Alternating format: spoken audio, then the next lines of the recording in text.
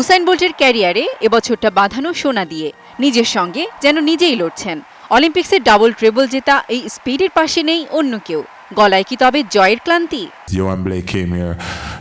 অনেক ক্লান্ত, বাড়ি ফিরতে চাই। ইনজুরি ছাড়াই দারুণ একটা মৌসুম কাটিয়েছি, খুব খুশি আমি।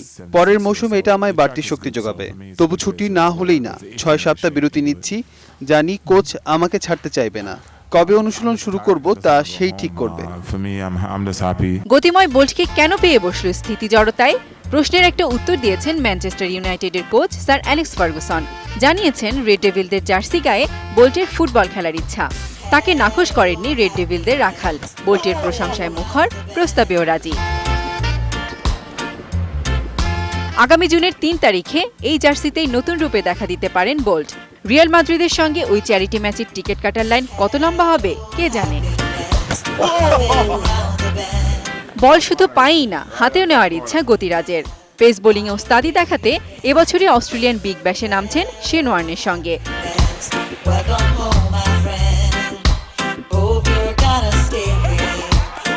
ব্যাটেও নাকি ওস্তাদির ঝলক। 1 নম্বর অলরাউন্ডার সাকিবের ঘুম হবে তো রাতে?